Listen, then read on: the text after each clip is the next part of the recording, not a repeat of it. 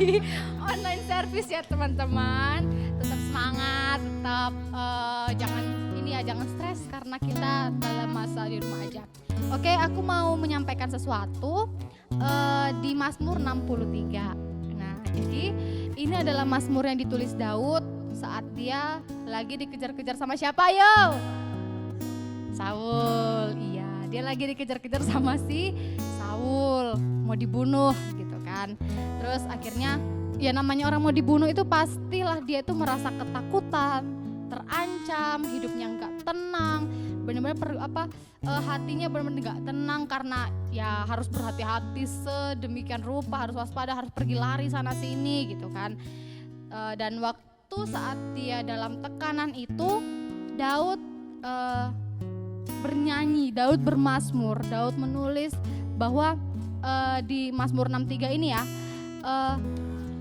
di ayat yang pertama, Mazmur Daud ketika ia ada di padang gurun Yehuda. Jadi waktu itu dia lari ke padang gurun Yehuda. Ya Allah, Engkaulah Allahku, aku mencari Engkau, jiwaku haus kepadamu. Tubuhku rindu kepadamu seperti tanah yang kering dan tandus, tiada berair. Ayat yang kedua, demikianlah aku memandang kepadamu di tempat kudus sambil melihat kekuatanmu dan kemuliaanmu. Yang keempat, sebab kasih setiamu lebih baik daripada hidup. Bibirku akan memegahkan engkau. Demikianlah aku mau memuji engkau seumur hidupku dan menaikkan tanganku demi namamu. Seperti dengan lemak dan sumsum jiwaku dikenyangkan, dan dengan bibir yang bersorak-sorai mulutku memuji-muji. Apabila aku ingat kepadamu di tempat tidurku, merenungkan engkau sepanjang kawal malam, engkau sungguh telah menjadi pertolonganku, dan dalam naungan sayapmu aku bersorak-sorai. Jiwaku melekat kepadamu, tangan kananmu menopang aku. Mereka akan diserahkan kepada kuasa pedang. Ini waktu dia ngomong tentang si Saul waktu dia dikejar-kejar. Jadi waktu dalam kesesakan seperti itu pun Daud tetap memilih untuk tetap mengucap syukur. Dalam kegelisahan hatinya, dalam dia hidup dikelilingi oleh ancaman sana sini karena dia dikejar, jiwanya sangat terancam, dia khawatir, dia benar-benar depresi, dia tetap merindukan Tuhan sebab dia tahu pertolongannya dia itu hanya dari Tuhan, kekuatannya dia itu hanya dari Tuhan. Jadi dari sini yang aku dapatkan bahwa apapun situasi kita sekarang, apapun kondisi kita sekarang, apalagi dalam masa pandemi, tetaplah untuk melekat kepada Tuhan. Karena waktu kita tetap merindukan Tuhan, tetap melekat sama Tuhan, di situ kekuatan kita bertumbuh. Di situ kekuatan yang baru itu Tuhan kasih buat kita. Ketenangan, damai sejahtera, dan sukacita itu auto Tuhan kasih sama kita. Walaupun kita lagi di dalam badai, lagi dalam pandemi, dalam situasi yang tidak enak dalam hidup kita. Jadi hari ini kita mau sama-sama tetap mengucap syukur, tetap mau katakan Tuhan itu baik, kasih setianya untuk selamanya, untuk kita. Sebab karena Tuhan kita ada di tempat ini, sebab karena Tuhan kita boleh ada sama-sama ibadah walaupun di rumah aja. Jadi bersyukur untuk apa yang Tuhan kasih buat hidup kita. Oke.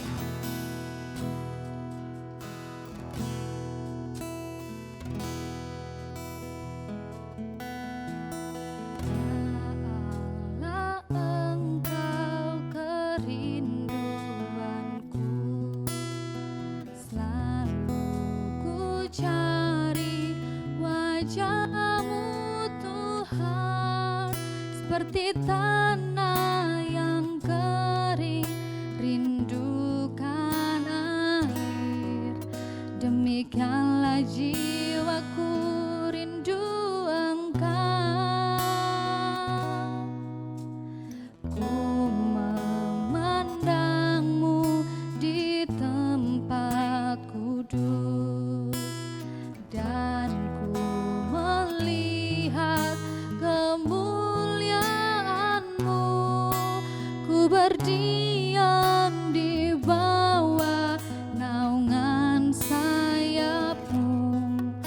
dan ku dapati kekuatan baru.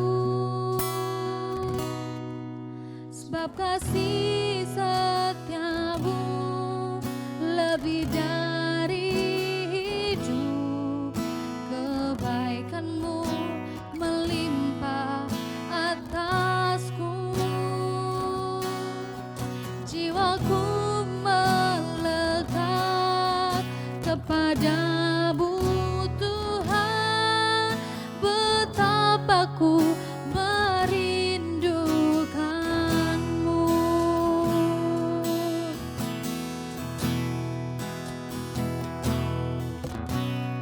Ya Allah, Engkau kerinduanku, selalu ku cari wajah-Mu Tuhan, seperti tanah yang kering rindukan air. Demikianlah jiwaku rindu Engkau. Ku memandangmu di tempat kudus, dan ku melihat kemuliaan-Mu. Ku berdiam di bawah naungan sayap-Mu, dan ku dapati kekuatan baru. Sebab kasih setiamu lebih dari hidup, kebaikanmu melimpah atasku. Jiwaku melekat kepadamu Tuhan, betapa ku merindukanmu. Sebab kasih setiamu lebih dari hidup, kebaikanmu melimpah atasku. Jiwaku melekat kepadamu Tuhan, betapa ku merindukan. Sebab kasih setiamu lebih dari hidup, kebaikanmu melimpah atasku.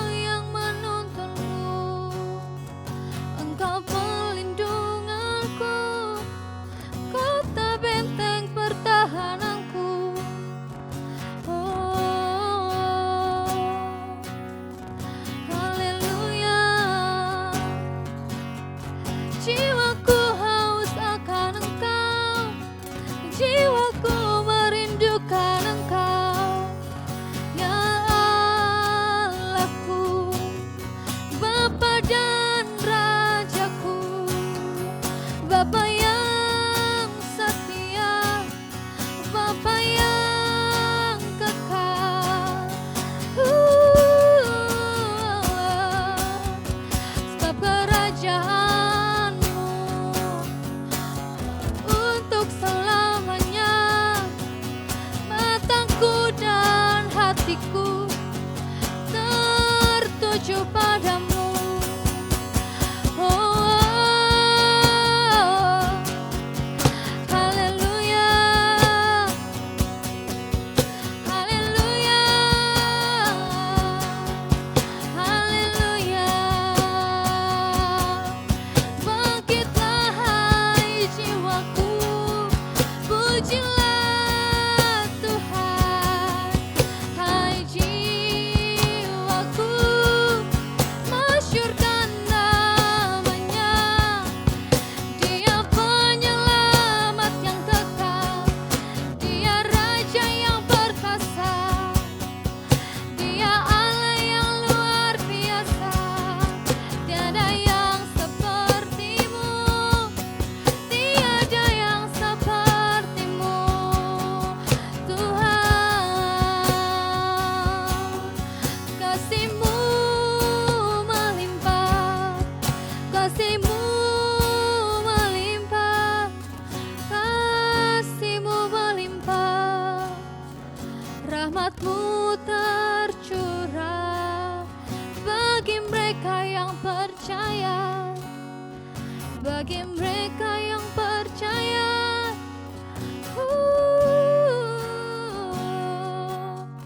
Haleluya. Oh, Jesus. Haleluya.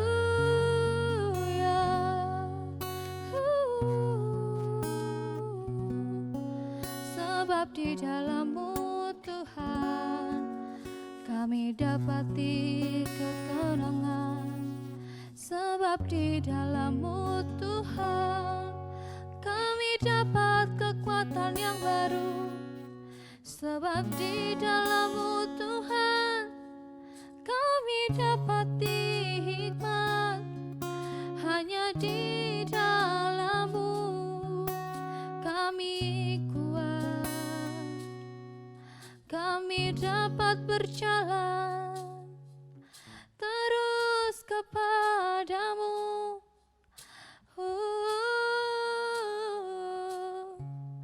Haleluya.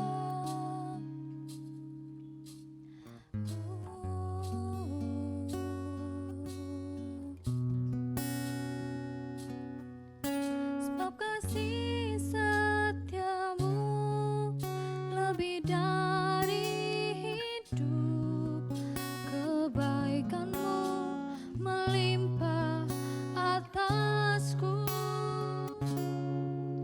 Jiwaku melekat kepadamu, Tuhan.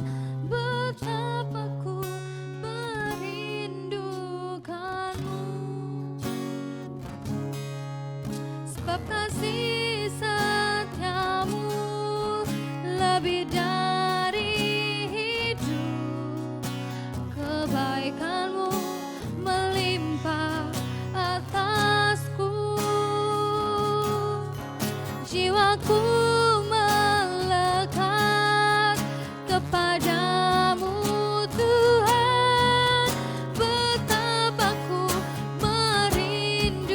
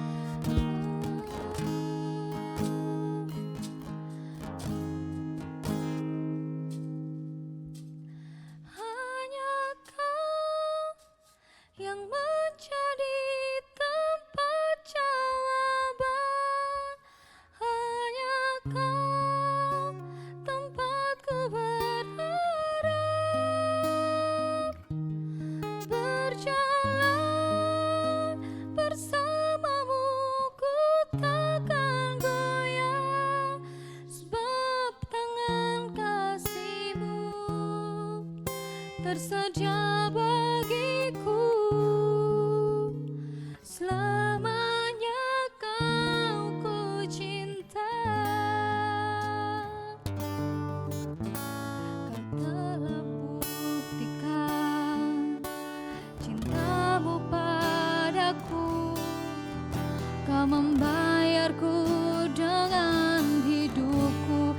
Ku bersyukur yang ada padaku. Semuanya milikmu. Ku persembahkan seluruh hidupku di mezbamu. Hanya kau yang menjadi tempat jawaban. Hanya kau tempatku berharap. Berjalan bersamamu, ku takkan goyah, sebab tangan kasih-Mu tersedia bagiku. Selamanya kau ku cinta.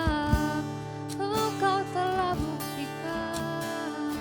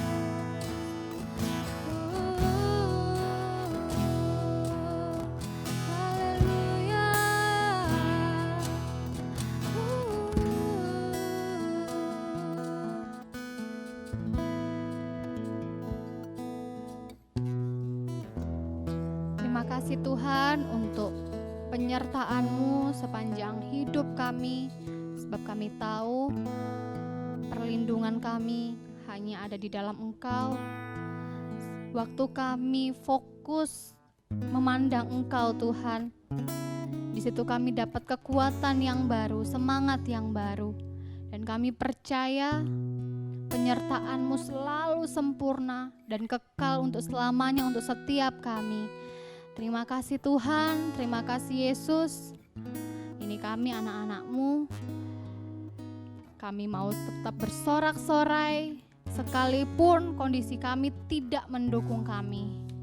Di dalam nama Yesus yang bersuka cita katakan, amin. Oke, sekarang tiba waktunya kita untuk mengembalikan perpuluhan. Oke, sukacita nggak ngembaliin perpuluhan? Woo! Yes, kita mau kembalikan perpuluhan dengan sukacita, dengan pengertian yang benar. Dan percayalah bahwa waktu kita mentaati firman Tuhan, di situ Tuhan pun juga akan nggak segan-segan untuk terus memberkati kita, ya kan? Oke, untuk perpuluhannya bisa dikirim ke rekening di bawah ini, di rekeningnya kayak Gizi ya, ada di bawah ini. Bisa kalian capture dulu, bisa kalian capture atau mau langsung gitu. Oke, kita mau berdoa, kita mengucap syukur untuk perpuluhan kita. Oke. Tuhan, terima kasih. Kami boleh ada di bulan yang baru ini, bulan Juni, semua karena anugerah Tuhan, semua karena perkenanan Tuhan. Dan Tuhan, sekarang kami anak-anak-Mu mau melakukan firman-Mu, mau menaati firman-Mu, dan kami percaya waktu kami taat atas perintah Tuhan, di situ kami menerima janji-Mu Tuhan. Terima kasih, kami mau bersuka cita, bersorak-sorai mengembalikan perpuluhan ini di dalam nama Yesus. Haleluya, amin.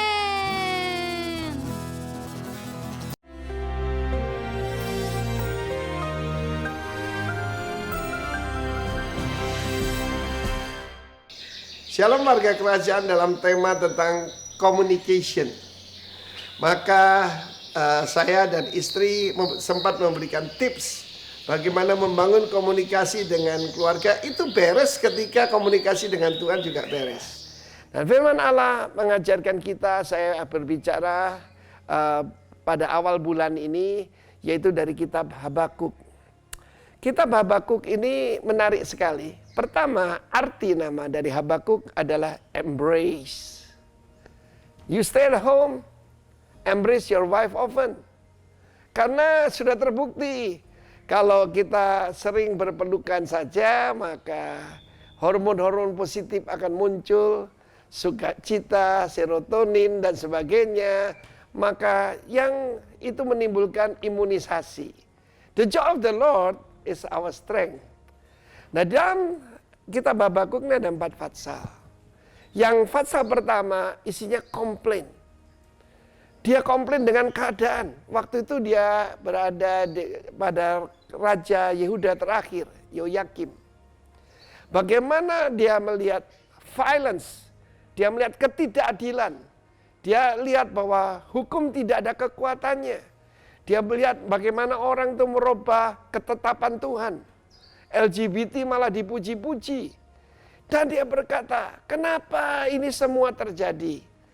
Saudara, yang fatsal kedua, maka dia diberitahu Tuhan tentang vision, apa yang akan terjadi. Tetapi yang ketiga adalah doa dari Habakuk. Yang keempat, hebat, pujian daripada Habakuk. Bagaimana dia memuji Tuhan, jadi ada 4 bagian ya. Bukan pasal keempat, tetapi bagian terakhir. Saudara pasti kenal itu. Meskipun sekalipun pohon ara tidak berbunga, hasil daripada pohon anggur tidak berbuah, dan sebagainya. Tetapi aku bersorak-sorak dalam Tuhan Allahku. Karena itu sebetulnya kita tidak usah melewati fatsal pertama dan kedua. Langsung aja ketiga dan keempat. Karena Tuhan panggil kita jadi God praisers, God worshipper, bukan murmuring.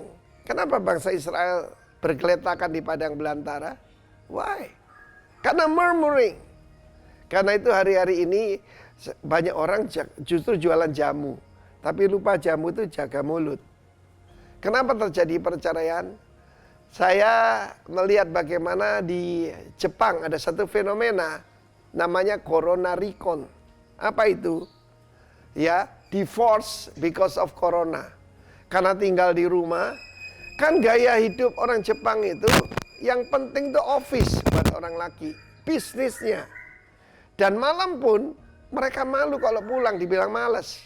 Jadi mereka pergi ke bar, minum. Pulang ketemu istrinya mungkin setengah jam mabuk dia tidur. Tetapi kita sebagai umat Tuhan, it's time to build. It's time to praise the Lord. Karena itu jangan jadi warrior, jadi warrior. Warrior itu pahlawan. Warrior orang yang selalu khawatir. Apakah dengan kekhawatiranmu engkau bisa mengubah keadaan? Tentu tidak, bukan? Karena itu skip yang pasal pertama, langsung saja pasal 3. Lewat doa Tuhan akan menerangkan kepada kita. Ketika ada kingdom connection, maka kita akan hidup ini penuh dengan sukacita, penuh dengan sorak-sorai. Kata Habakuk, I will rejoice in the Lord, my strength. God bless you. Amin. Shalom gereja Tuhan, mari kita persiapkan hati, pikiran, perasaan kita untuk kita mengambil waktu yang sangat penting ini. Kita akan bersekutu dengan tubuh dan darah Kristus. Dipersiapkan buat gereja Tuhan yang ada di rumah untuk mempersiapkan masuk dalam perjamuan kudus. Perjamuan kudus ini bukan cuma sekedar seremonial agama belaka, tapi ini merupakan perjanjian kita, perjanjian Tuhan dengan kita. Yang puncaknya adalah ketika Yesus mati di kayu salib dan mencurahkan darahnya, tubuhnya tercabik-cabik oleh kita, darahnya menyucikan dosa kita. Nah, hari ini kita akan bersama-sama bersatu hati dengan seluruh umat Tuhan. Kita bersatu hati bersama-sama untuk kita bersekutu dengan tubuh dan darah Yesus. Mari kita berdoa bersama-sama. Tuhan, kami berdoa di dalam nama Tuhan Yesus. Tuhan memberkati roti, anggur, atau yang melambangkan anggur, apapun itu kami berdoa di dalam nama Tuhan Yesus. Tuhan menyucikan, menguduskan, sehingga waktu kami memakannya dengan iman, kami benar-benar percaya bahwa kami bersekutu dengan tubuh dan darah-Mu. Kami mengingat pengorbanan-Mu, kami percaya bahwa kami akan dibangkitkan pada waktu Engkau kembali datang untuk kedua kalinya dengan tubuh kemuliaan. Itu pengharapan kami yang paling besar. Dan hari ini selama kami ada di dunia ini pun kami percaya kami bersama-sama dengan Engkau dan Engkau bersama-sama dengan kami. Kami berdoa Tuhan membubuhkan berkat atas roti ini dan anggur ini di dalam nama Tuhan Yesus Kristus. Kami ucap syukur, kami berdoa. Dan kiranya jemaat Tuhan angkat roti yang ada di tangan kanan gereja Tuhan dan mulai percaya dalam hatimu, berdoa dalam hatimu. Bukankah roti yang kita angkat tinggi ini adalah persekutuan kita dengan tubuh Kristus? Kalau gereja Tuhan percaya, mulai makan dengan iman dalam nama Tuhan Yesus Kristus.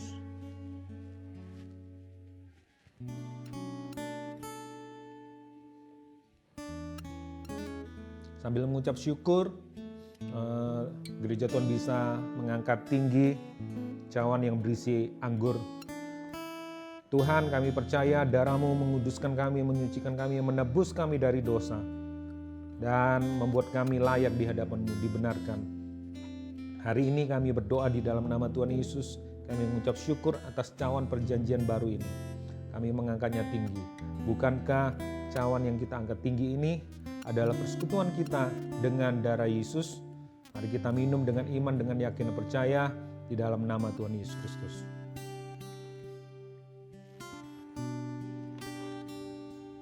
Terima kasih Bapa di surga. Terima kasih Tuhan Yesus. Kami mengucap syukur, kami sudah dipersekutukan dengan tubuh dan darah-Mu. Biarlah hidup-Mu ada dalam hidup kami, dinyatakan, kemuliaan-Mu dinyatakan lewat kehidupan kami. Dan setiap orang yang melihat kami, melihat kehidupan-Mu sendiri. Di dalam nama Tuhan Yesus Kristus, kami mengucap syukur. Kami siap menerima firman-Mu. Kami siap menerima perintah-Mu. Kami siap merenungkan firman-Mu Tuhan. Di dalam nama Tuhan Yesus, kami mengucap syukur, kami berdoa. Haleluya. Amin. Amin. Oke. Shalom. Ini taruh di sini dulu ya. Taruh sini dulu.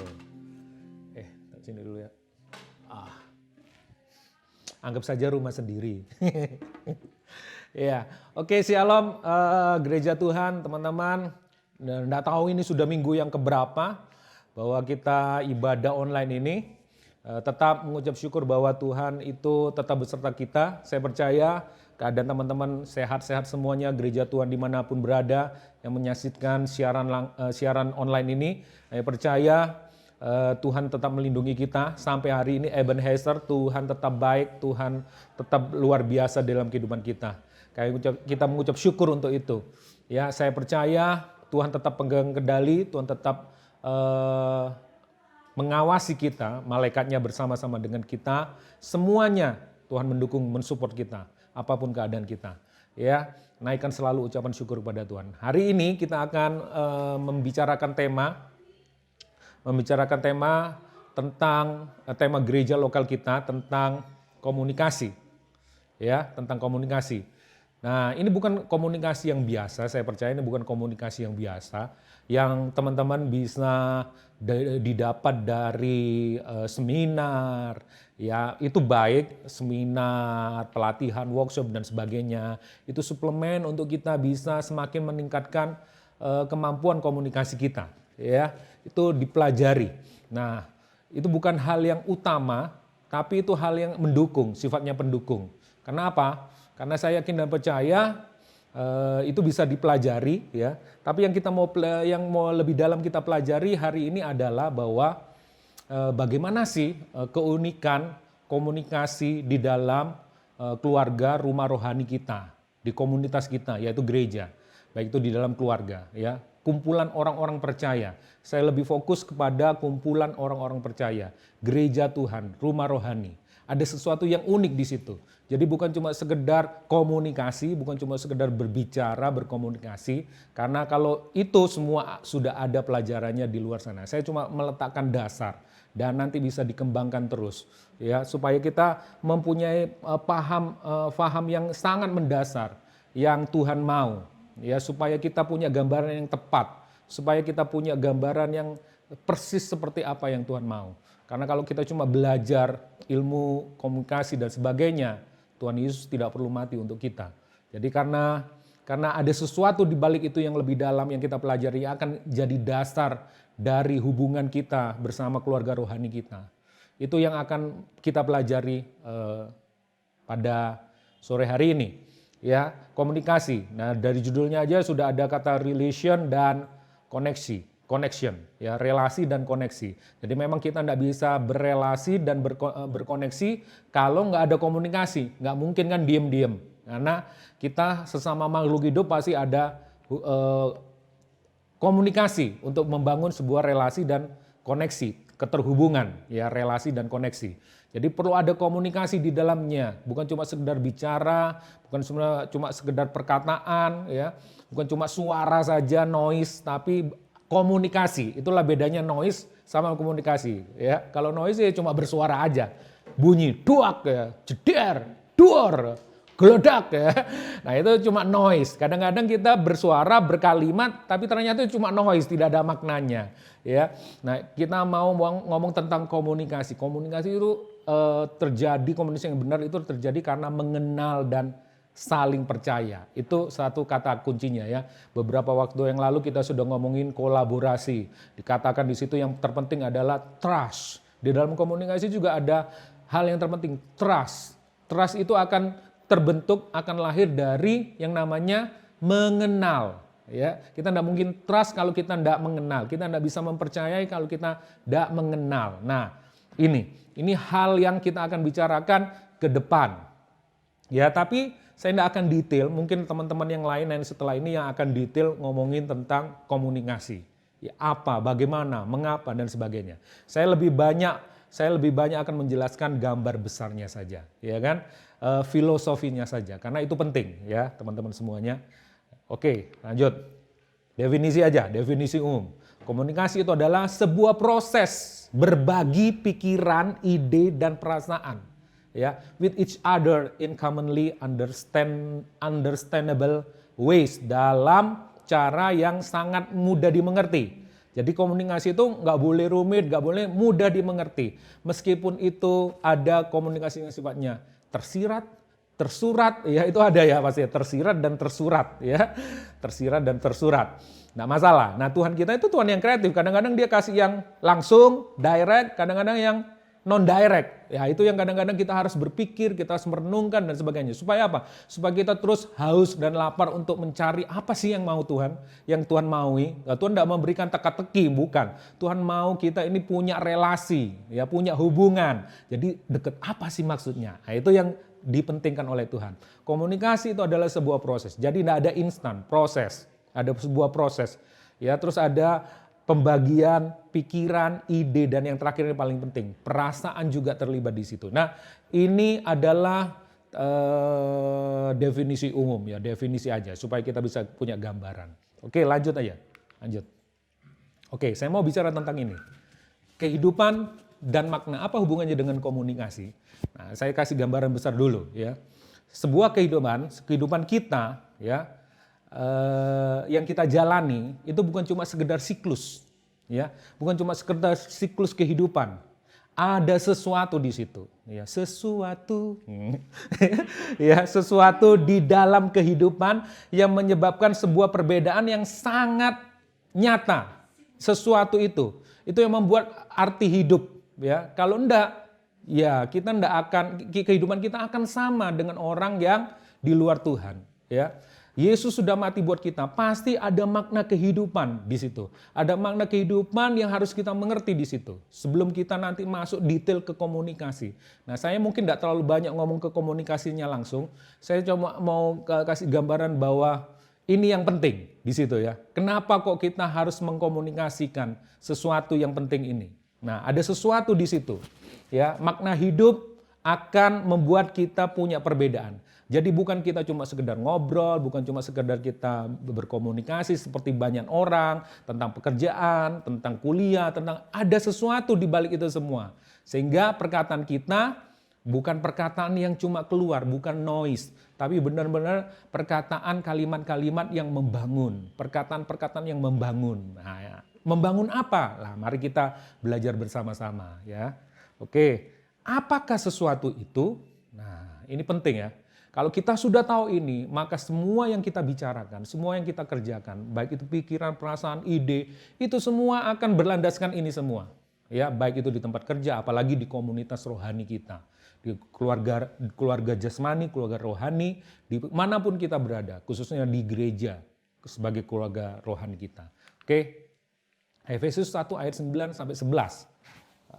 Oke, bisa dibaca di layar, dikatakan di situ, sebab Ia telah menyatakan rahasia kehendaknya. Ia ini siapa? Bapa. Kepada kita sesuai dengan rencana kerelaannya. Jadi bukan cuma sekedar punya rencana, tapi rela, ada kerelaan. Yaitu rencana kerelaan yang dari semula telah ditetapkannya. Dari zaman dulu. Ya, dahulu kala. Di dalam siapa? Tidak di dalam siapa-siapa. Hanya di dalam Kristus. Sebagai persiapan kegenapan waktu, ini dia kata-kata penting, mempersatukan, ada kata mempersatukan di dalam Kristus sebagai kepala segala sesuatu. Beberapa minggu yang lalu, ya, Angel juga sudah menjelaskan Kristus sebagai kepala. Di sini juga disebutkan Kristus sebagai kepala segala sesuatu, baik yang di surga maupun yang di bumi. Ini tentang penggenapan doa Tuhan Yesus. Terjadilah kehendakmu di bumi seperti di surga. Lewat siapa ini? Ya lewat manusia Yesus Kristus. Sang Firman yang jadi manusia. Yang menurut kerelaannya. Kerelaannya siapa? Kerelaan Bapa. Ya, merelakan anaknya yang tunggal. Nah, ini pesan Injil. Pesan yang harus kita pahami. Ya, rahasia kehendaknya. Dan itu termanifestasi di dalam diri Yesus Kristus. Nah, ayat 11. Aku katakan sekali lagi disebut di dalam Kristus. Karena di dalam Dialah Di dalam Kristuslah kamu mendapat bagian yang dijanjikan. Ya, keselamatan, bagian yang dijanjikan keselamatan.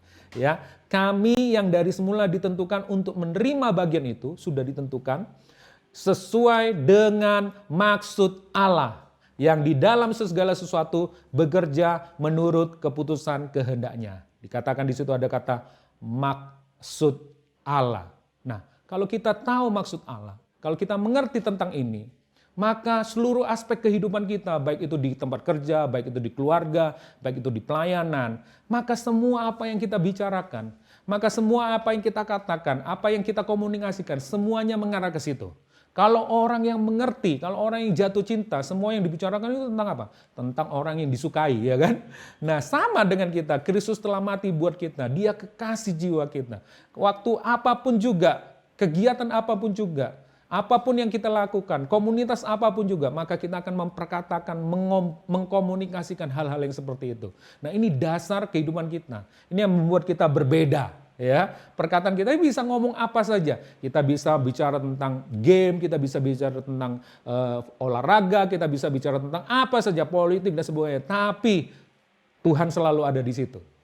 Ya, perkataan-perkataan, idenya Tuhan, perasaannya Tuhan. Kita bisa menyampaikan sesuatu tentang Tuhan di setiap aspek kehidupan kita. Ini penting, dasarnya ini ya.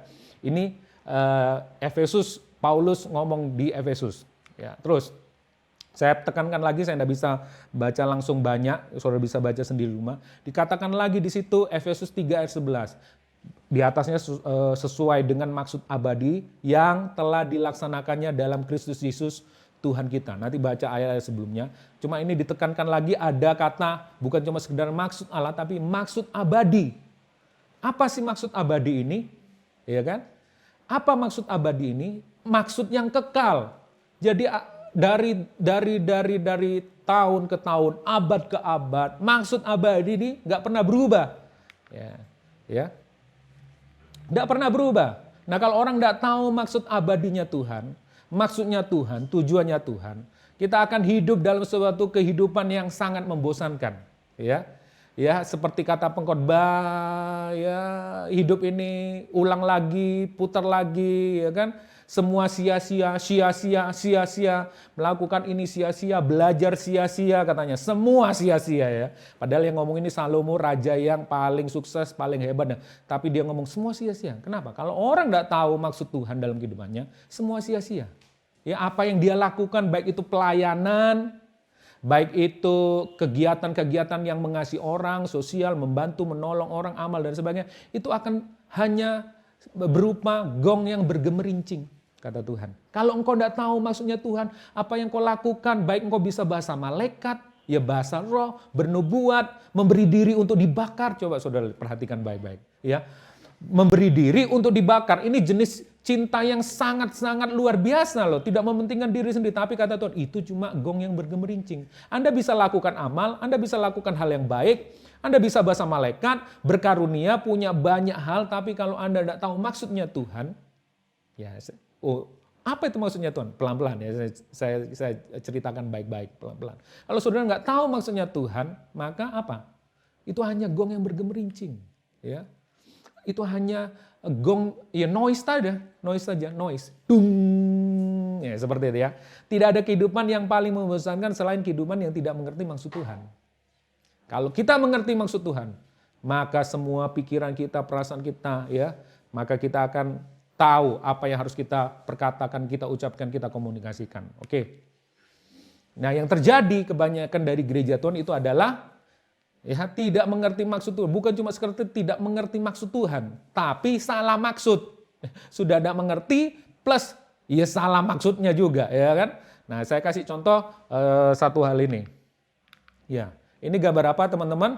Kecap Bango, ya, kecap Bango.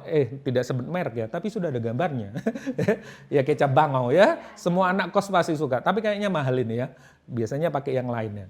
Bangau ya. Ini kedelainya teman-teman ya. Ini kedelai dari kedelai pilihan. Warnanya hitam. Oh iya, bukan iklan. Ya. Nah, kalau saudara ngomong kecap di Indonesia itu pada rata-rata kecap itu pasti yang kayak gini, warnanya hitam dari kedelai, ya kan? Kecap. Tapi kalau saudara ngomong sama orang bule, kecap, saudara pasti tidak menemukan ini, mereka kasih gambar ini. Kecap, kecup. Saudara akan kasih gambar ini. Jadi kalau saudara tidak tahu maksudnya, tidak mengerti maksudnya, maka akan terjadi salah maksud. Ambilin kecap. Indonesia kepada orang bule, ya dibawain kecap. Dalam bentuk apa? Saus tomat buat mereka. Kecap itu adalah saus tomat. Nah, begitu juga sebaliknya orang bule ngomong sama orang Indonesia. Netizen plus 62. Ya. Ambilin aku kecap. Dikasih kecap ini warnanya hitam bukan saus tomat. Nah seperti itu juga kita dengan Tuhan.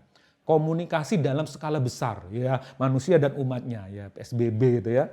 Ini dalam skala besar. Saya mau kasih tahu berapa seringnya gereja salah mengerti maksudnya Tuhan.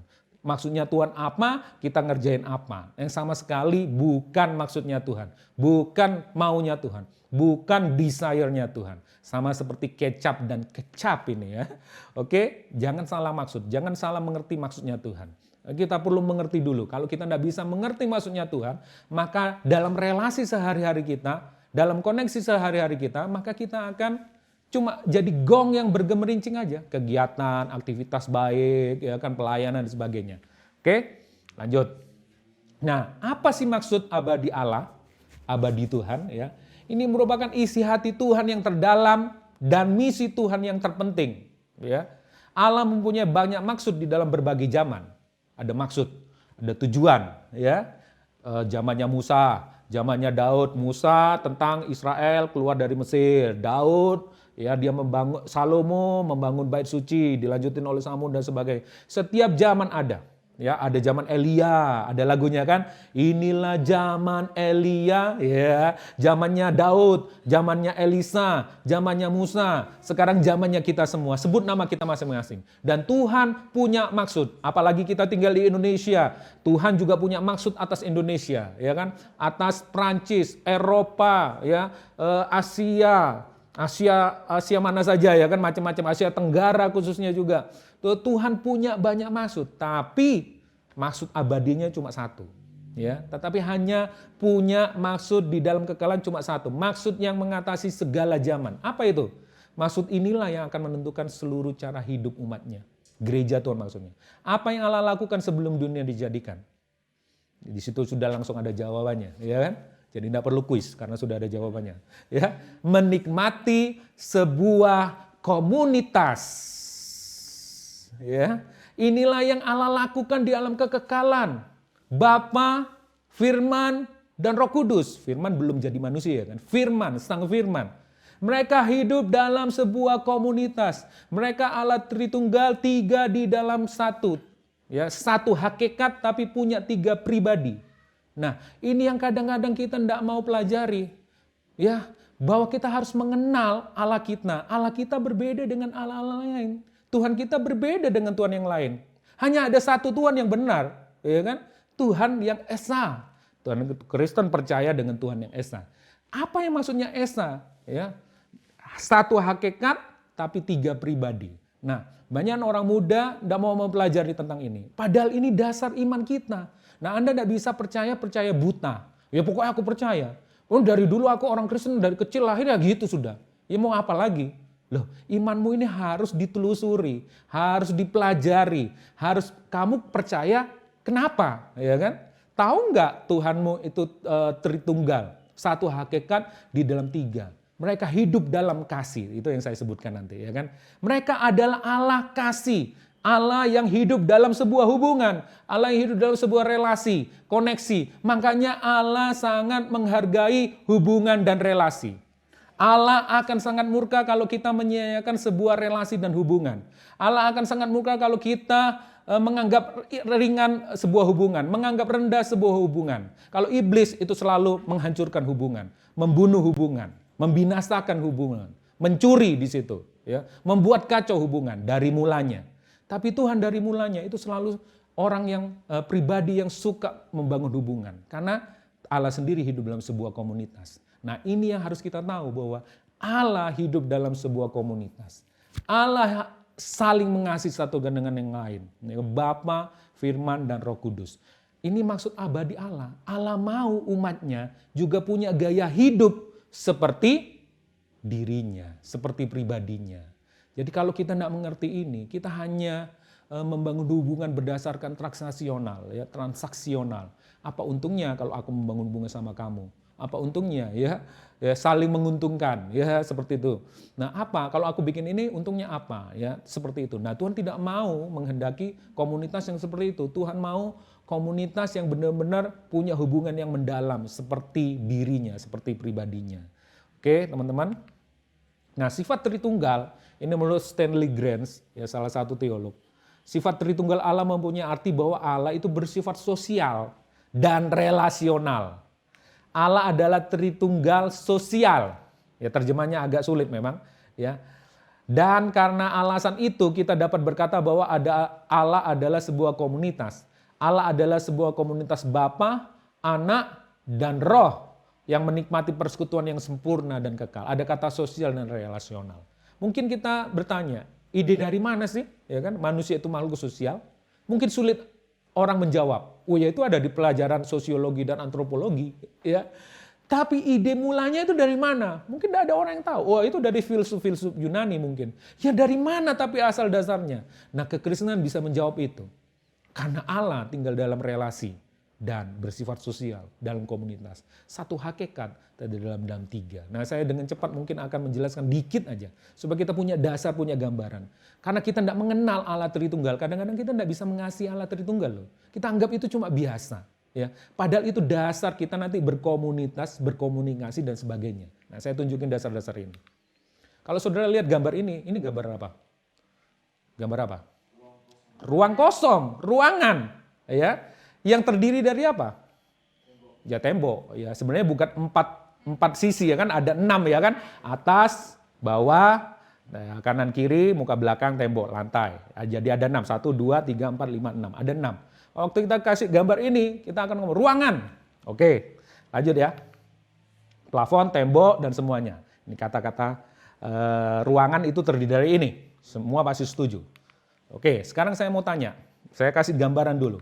Ruangan tadi yang saudara sebutin. Itu saya gambarkan sebagai bapak. Ruangan. Ya kan? Terus tembok, saya kasih satu kata aja tembok. Plafon, lantai, sisi-sisinya semua saya kasih jadiin satu dengan istilah tembok aja lah ya. Meskipun ada plafon, ada lantai, dan tembok. Ya kasih istilah tembok saja biar gampang, mudah. Nulisnya juga sedikit di situ kan. Tembok, saya kasih gambaran sebagai anak. Ya kan? Nah, ini menggambarkan satu kesatuan yang tidak bisa dipisahkan. Kalau saudara ngomong ruangan, itu tidak bisa terlepas dari tembok, plafon, lantai, dan sebagainya.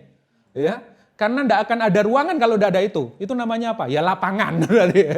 Luas, tidak ada ya. Yang disebut ruangan itu adalah ini, tidak bisa dipisahkan. Ya. Terus, kalau Roh Kudus apa? Nah, oke, sebelum saya masuk ke Roh Kudus, gambarnya seperti apa? Saudara bisa lihat gambar ini. Gambar ini gimana? Apa yang pertama kali di dalam pikiran saudara? Ya, saya mau ngomong jorok langsung saudara dan jorok gitu. Saudara, ya. Apa yang ada di gambaran teman-teman semua ketika lihat gambar ini? Ya, oke, apa? Jorok, kotor, singit itu apa? Peteng, gelat, angker, ya kan? Kayaknya banyak setannya nih di sini kan. Gambarnya seperti itu. Ini namanya apa coba? Namanya apa kalau ini disebut ini? Ini ada tembok, ada ruangan, terus ini apa? Yang tadi saya sebut.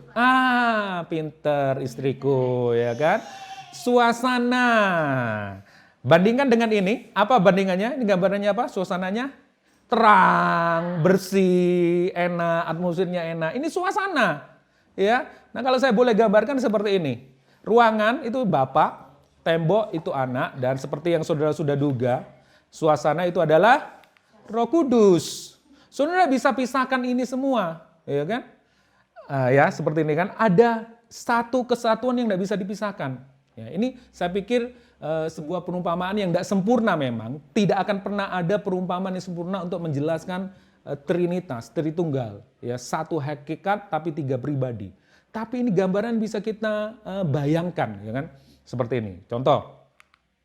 Ya, oke. Contoh ya. Sorry. Ya. Oke, ini nih.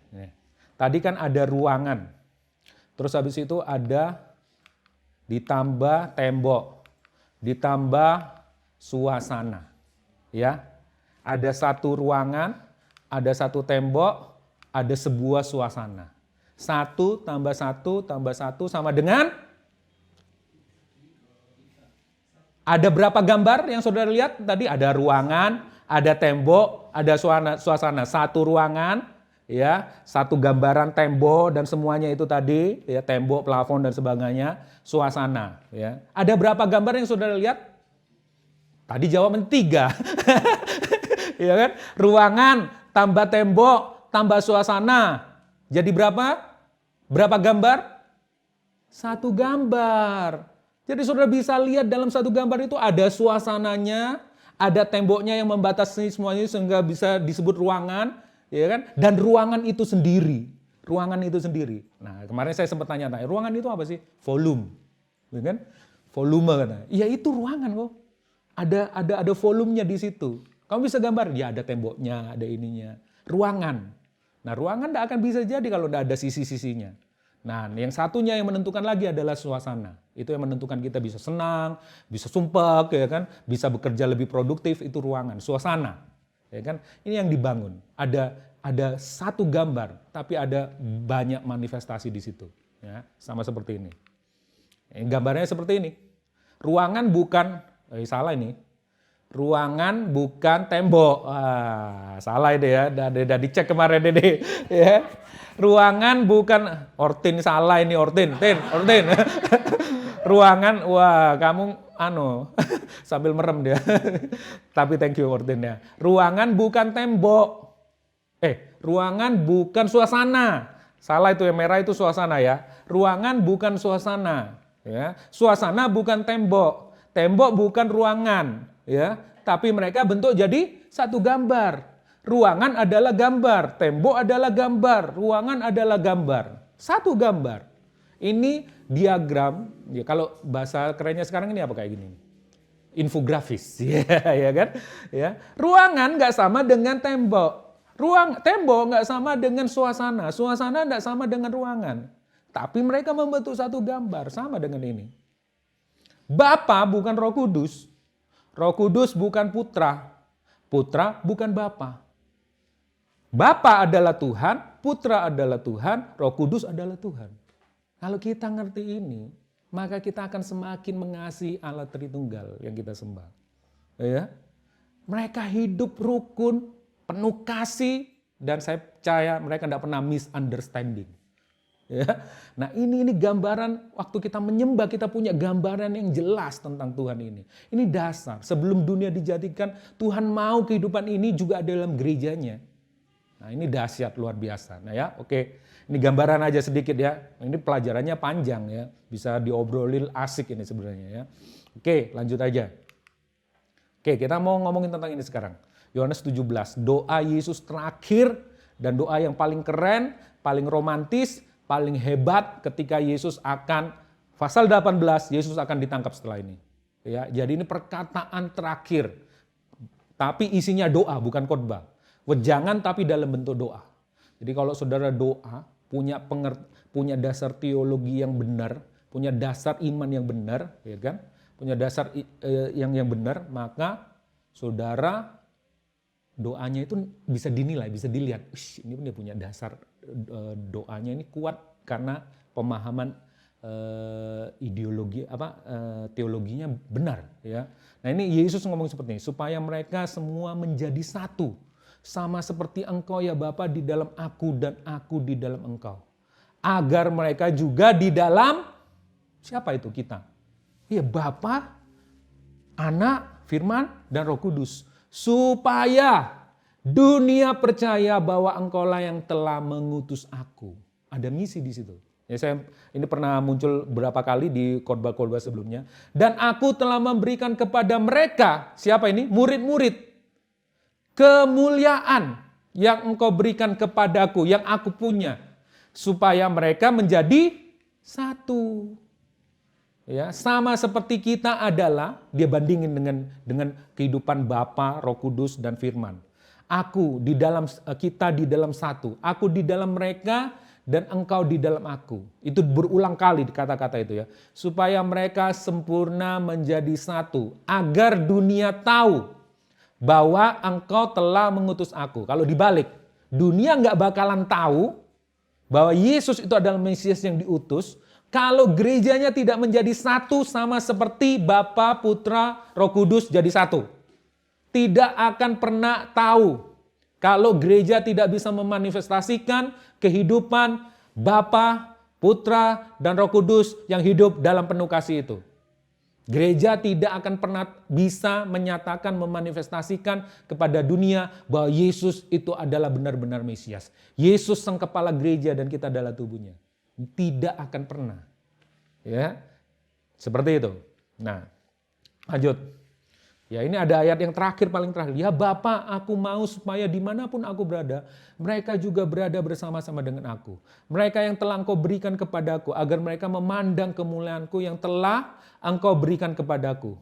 Sebab, ini keren ya, sebab engkau telah mengasihi aku sebelum dunia dijadikan. Jadi sebelum dunia dijadikan, Yesus punya hubungan yang erat dengan Allah Bapa, yang seperti tadi saya ceritakan. Ya, ini maksud abadi Allah. Ya Bapa yang adil, memang dunia tidak mengenal engkau, tetapi aku mengenal engkau. Dan mereka ini tahu bahwa engkaulah yang telah mengutus aku. Dan aku telah memberitahukan namamu kepada mereka. Dan aku akan memberitahukannya. Supaya, ini keren, supaya kasih yang engkau berikan kepadaku ada di dalam mereka. Dan aku di dalam mereka. Diulang berapa kali? Supaya kehidupan yang penuh kasih antara engkau dan aku Bapa, aku berikan juga kepada mereka. Supaya mereka juga ada di dalam kita. Di dalam kehidupan yang penuh kasih. Itu yang mau Yesus sampaikan kepada murid-muridnya sebelum dia pergi. Dia tidak ngomong yang lain-lainnya. Dia ngomong, kamu jadi satu sama seperti Bapa dan aku saling mengasihi. Ya tentu Roh Kudus juga ada di situ pasti, ya kan? Nah, ini gaya hidup yang Tuhan mau bangun. Ini yang saya mau sampaikan pada teman-teman semuanya. Ini dasar dari segala sesuatu koneksi kita dan relasi kita satu dengan yang lain. Dan waktu kita ngerti ini, maka kita berkomunikasi itu akan beda. Kita akan melihatnya berbeda. Kita akan mengkomunikasikan sesuatu yang berbeda. Bukan gosip, bukan saling menjatuhkan, bukan saling nyinyir, bukan saling, enggak ada. Tapi justru kita punya konsep jelas. Ya kan? Misunderstanding nggak ada, misunderstanding akan ada, tapi kita bisa responi dengan baik, ya kan? Karena kita punya konsep Bapa, Yesus, Roh Kudus, sama seperti kita, ya. Kita adalah gerejanya. Tuhan mau gaya hidup itu juga ada pada kita. Nah ini ya. Nah Pentakosta itu menegaskan bahwa kita nggak bisa pakai ilmu komunikasi. Kita perlu yang namanya Roh Kudus. Ini pernah disampaikan oleh Koyo waktu beberapa ribuan tahun yang lalu kayaknya di Hugos, ya kan? Ya, tentang Pentakosta yang sebenarnya, ya kan? Sehati dan sepikir itu adalah karunia yang diberikan Roh Kudus kepada gerejanya. Jadi kita tidak bisa cuma pakai ilmu komunikasi, kita perlu minta tolong kepada Roh Kudus. Makanya penuhlah dengan Roh Kudus.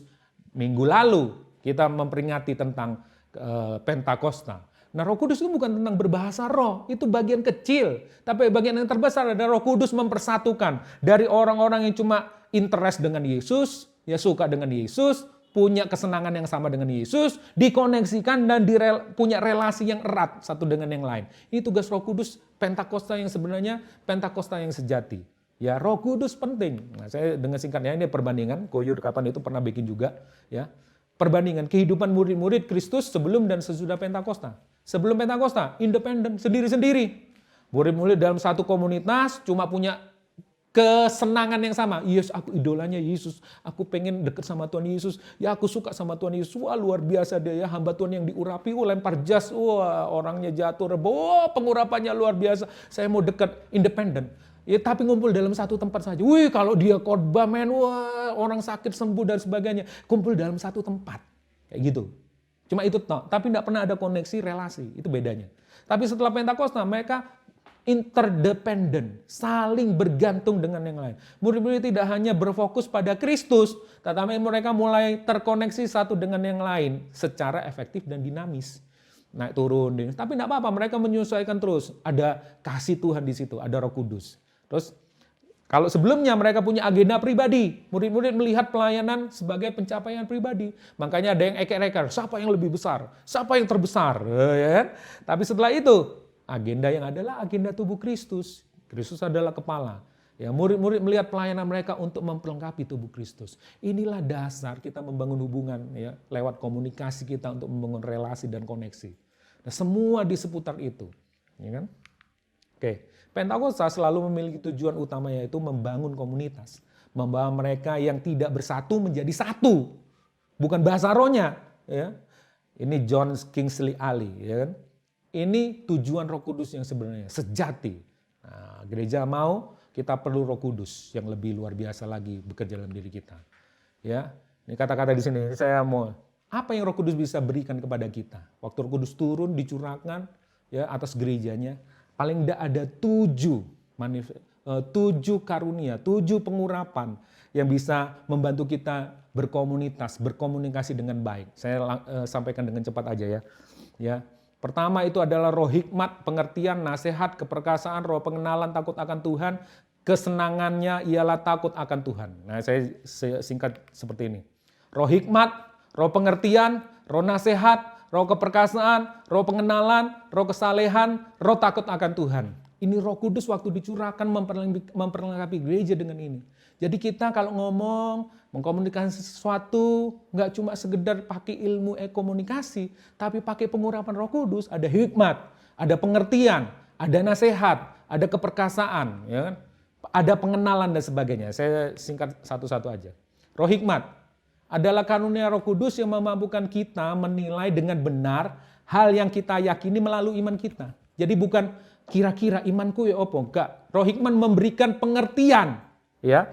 Terus bukan cuma sekedar itu aja. Kebenaran firman kita ini jauh lebih penting daripada hal-hal dunia di sekitar kita.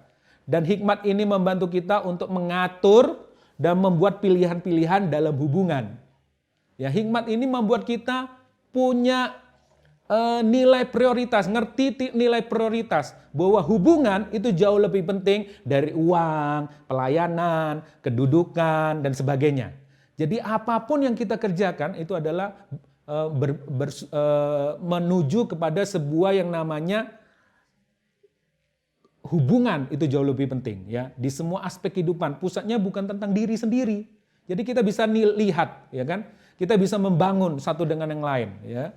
Dengan hikmat, ya kan? Saya tidak punya banyak waktu menjelaskan ini. Kita perlu roh hikmat untuk kita saling membangun satu dengan yang lain. Terus ini juga ada yang namanya roh pengertian. Nah, ini roh pengertian ini keren, ya. Sebuah kemampuan untuk kita bisa menghubungkan satu peristiwa dengan nilai yang kita percayai di dalam Tuhan, dihubungkan, terus kita bisa mempraktekkan. Nah, ini pengertian. Jadi kenapa kok aku ngalami seperti ini ya? Kenapa kok aku seperti ini ya? Apa yang Tuhan mau ya? Aku kerjakan dalam kehidupanku ya. Di dalam komunitas ini. Kok aku rasanya, aku kok merasa kok kurang diperhatikan ya? Kenapa? Apa yang Tuhan mau ya seperti ini? Kok aku ngalami seperti ini ya? Dan sebagainya. Jadi itu yang membuat kita bisa saling menghubungkan satu peristiwa dengan peristiwa yang lain yang kita alami dengan nilai-nilai yang Tuhan mau dalam kehidupan kita. Ini punya pengertian.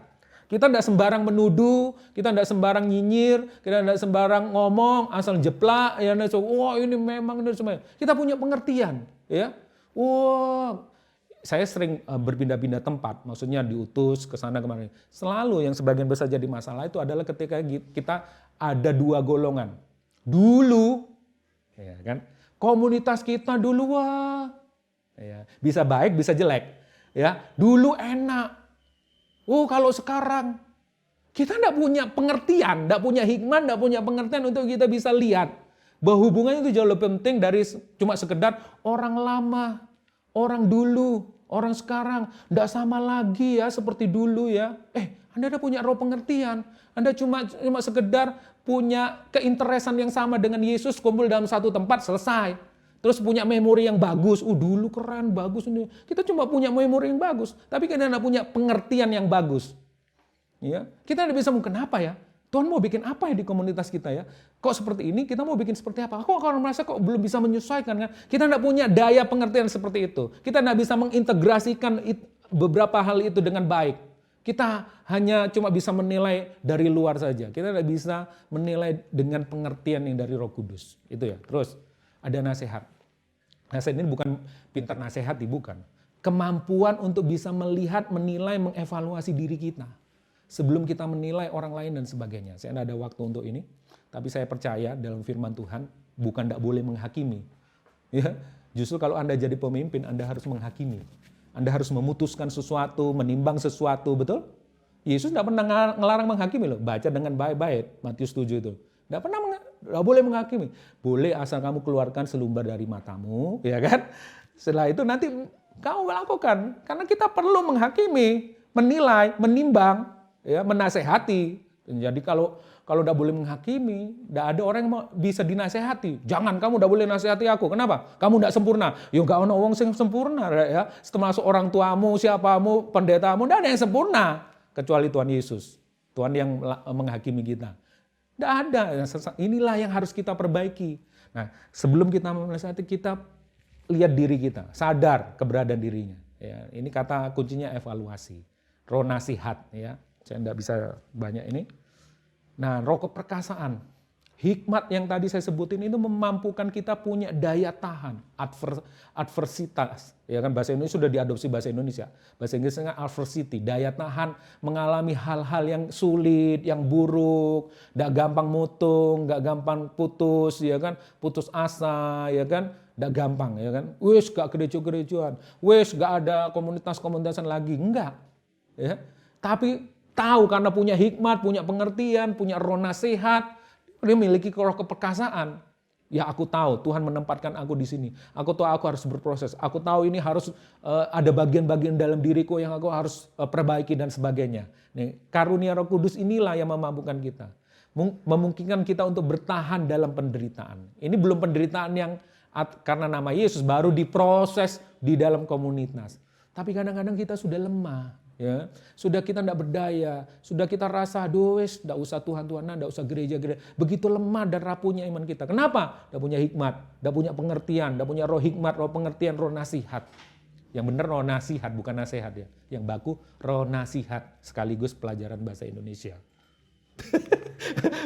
Ada lagi yang namanya roh pengenalan, ini penting. Apa? Kita bisa tahu maksudnya Tuhan seraras, didehem saja sama Tuhan. Tahu maksudnya apa? Ya cuma macam-macam wes ya. Ya dilirik aja, itu pengenalan. Ini seperti sebuah orkestra. Orkestra yang besar kita tahu. Bukan mauannya sendiri, solo. Nggak bisa. Itu sudah ada patternnya, ada maksud abadi, ada tujuan abadi di situ. Nggak bisa. Gak gelem aku maunya sendiri. Wih, yang main drum itu bukan waktunya dia main. Nggak bisa. Ini orkestra bersama-sama. Kita lihat yang mimpin di depan. Ini kan? Apa itu? Yang di depan itu? Curigen. Dirijen. Curigen. Ya, curigen itu kan kalau kayaknya dia ini curigen. Curigen. Jauh kali ya. Ya, adalah karunia Roh Kudus memungkinkan kita untuk memiliki pengenalan. Tahu maksudnya Tuhan, enggak usah disuruh tahu. Oh, iki kayaknya aku harus bikin kayak gini. Harmoni, punya harmoni, serasi, selaras. Tahu ini kayaknya Tuhan mau bergerak sini nih, bersama komunitas, bersama orang yang aku percaya, dalam sebuah keluarga rohani dan sebagainya. Tahu, mengerti. Oh ini, oke Tuhan, siap, aku siap. Aku belum ngerti semuanya, tapi aku pasti tahu. Ini tujuannya akan mendatangkan kebaikan dan sebagainya. Itulah yang orang namanya punya roh pengenalan. Ini pasti tentu hubungannya yang baik dengan Tuhan, ya kan? Saya lanjut terus. Kalau di bahasa terjemahan Latinnya itu disebut itu kesalehan. Ya, kalau di sini kan Pak Saleh, kesalehan ya. Ya kesalehan. Ya karunia Roh Kudus memampukan kita itu hidup saleh, hidup kudus. Ini dia, kualitasnya terlihat di situ. Saya tidak usah lama-lama di sini. Saya langsung di sini. Ini karena sama kan? Roh takut akan Tuhan itu roh yang membuat kita bukan takut ngeri gitu bukan. Tapi roh yang memprioritaskan Tuhan. Kalau katanya Kuku Luki itu penyembahan itu adalah memberi nilai yang paling tinggi kepada Tuhan. Itu penyembahan. Ini roh takut akan Tuhan itu seperti itu. Nah tadi ada hubungannya sama yang tadi itu ya, kehidupan saleh kita. Waktu kita memberi nilai tertinggi kepada Tuhan, maka hidup kita pasti saleh. Karena kita memberi nilai di situ. Nah, ini Roh Kudus memperlengkapi kita semua dengan urapan ini. Yesus ngomong, Roh Tuhan Allah ada padaku. Nah, ini dia Roh Kudus yang memampukan Yesus. Ada roh hikmat di situ, roh pengertian, roh pengenalan, ya, roh nasihat, roh takut akan Tuhan, roh kesalahan dan sebagainya. Kalau ini semua ada di dalam gereja, maka kita bisa mungkin misunderstanding. Kita mungkin nggak paham semuanya. Kita bisa salah paham. Tapi jangan tidak paham tentang rencana Tuhan. Harus ngerti rencana Tuhan. Ya boleh nggak sepaham, tapi harus paham. Boleh nggak sepaham, tapi harus paham. Kadang-kadang orang nggak sepaham, tapi nggak paham. Apa? Ya pokoknya aku nggak suka aja. Loh, repot ya. Nah, aku nggak suka aja. Aku nggak suka. Aku nggak suka. Boleh nggak sepaham, tapi asal paham. Kenapa kamu nggak sepaham? Oh, karena gini loh. Menurut aku gini. Nah, itu komunikasi di bawah hikmat, pengertian, nasihat dan semuanya. Roh Kudus ikut serta di situ. Nah, gereja awal itu seperti itu, saudara-saudara. Oke, itu yang bisa saya sampaikan kepada saudara, teman-teman semuanya. Ini saya mau sampaikan beberapa aplikasi. Coba kita mulai belajar mengasihi Tuhan Tritunggal sebagai landasan iman kita. Iman kita ditaruh di situ semua loh soalnya. Tapi kita tidak mengenal Bapa, Putra, Roh Kudus. Nah, boleh masuk. Ya, memberikan hati kita untuk diproses bersama dalam sebuah komunitas rohani. Terus hiduplah dipimpin oleh Roh Kudus melalui firman-Nya. Roh Kudus tidak bisa pimpin kalau kita tidak pernah merenungkan firman, tidak pernah membaca firman. Nah, ini yang kita mau. Ini ya, God bless ya. Semprot. Ini yang kita mau lakukan bersama-sama. Nah, sebelum nanti kita detail di komunikasi dan sebagainya, saya kasih gambaran besar dulu. Maksud ilahi Tuhan. Oke, Tuhan Yesus memberkati teman-teman semuanya. Tetap semangat. Oke, kita sama-sama bagi berdiri, kita akan berdoa. Mari kita mengangkat tangan kita. Tuhan, kami percaya kami adalah orang-orang yang berbahagia.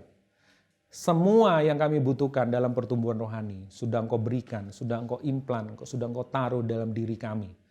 Dan tidak ada satupun yang gagal rencana-Mu, kata firman Tuhan. Kami pasti bisa untuk mewujudkan maksud abadi-Mu. Supaya Kristus yang adalah kepala itu bisa memanifestasikan maksud dan tujuan-Mu melalui tubuh Kristus, yaitu gereja-Mu. Dalam tubuh Kristus ini ada banyak relasi, ada banyak koneksi yang harus kami manage, kami harus kelola dengan komunikasi yang baik. Tuhan, kami mau sebelum kami masuk lebih dalam lagi di tema-tema yang seperti ini, kami mengerti gambaran besarnya, bahwa Engkau punya maksud, bahwa Engkau punya gaya hidup di dalam kekekalan, yaitu saling pengertian, saling mengasihi satu dengan yang lain, karena Engkau adalah kasih. Kami berdoa di dalam nama Tuhan Yesus, Tuhan berkati kami. Kami mau supaya seperti janji firman-Mu tadi, kemuliaan yang Kau berikan, yang diterima dari Bapa, yang Kau akan berikan kepada gereja-Mu, sehingga orang lain, sehingga dunia ini tahu bahwa Engkau adalah benar-benar Mesias, ya, Juru Selamat yang sudah diutus oleh Bapa di surga. Oleh sebab itu kami mau bangun hidup kami di maksud tujuan-Mu ini Tuhan, yang dari kekal sudah ada. Kami mengasihi Engkau Bapa, kami mengasihi Engkau Yesus Kristus, kami mengasihi Engkau Roh Kudus yang sudah memberi teladan kepada kami. Begitu Engkau saling mengasihi, saling menundukkan diri, saling tinggal, saling menghormati satu dengan lain. Kami mengucap syukur, kiranya Roh Kudus yang Engkau sudah utus, ya, Engkau mencurahkan Roh Kudus-Mu pada gereja-Mu, itu memampukan kami. Bukan cuma kami dipenuhi oleh karunia-karunia roh, manifestasi karunia roh, kuasa Roh Kudus, tapi kami memiliki pengurapan yang dari Roh Kudus untuk kami bisa membangun hubungan relasi ini dengan baik. Roh hikmat, roh pengertian, roh nasihat, Tuhan kami berdoa roh pengenalan, knowledge, kami berdoa dalam semua memperlengkapi kami semuanya. Sehingga kami bisa membangun dengan baik, dengan komunikasi yang baik. Kami berdoa di dalam nama Tuhan Yesus Kristus. Kami mengucap syukur Tuhan. Dan akhirnya gereja Tuhan, angkat tangan dan terimalah berkat Tuhan. Tuhan memberkatimu dengan berlimpah. Tuhan mengarahkan wajahnya kepadamu, memberikan damai sejahtera dan sukacita. Tuhan membawa engkau naik dan bukan menjadi turun. Apa yang saja yang kau kerjakan dibuat berhasil oleh Tuhan.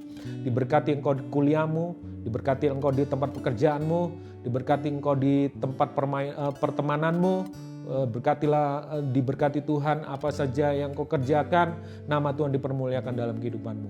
Diberkati engkau jalan keluar masukmu, diberkati keluarga masa depanmu, diberkati pasangan hidupmu, diberkati di dalam nama Tuhan Yesus. Dengan maksud, dengan tujuan supaya Yesus yang diutus oleh Bapa semakin dikenal oleh banyak orang. Dan kehidupan kasih itu melingkupi kami semuanya. Di dalam nama Tuhan Yesus Kristus kami terima firman Tuhan ini. Kami siap melakukannya. Terima kasih Bapa di surga. Di dalam nama Bapa, Putra dan Roh Kudus, ketiga yang esa.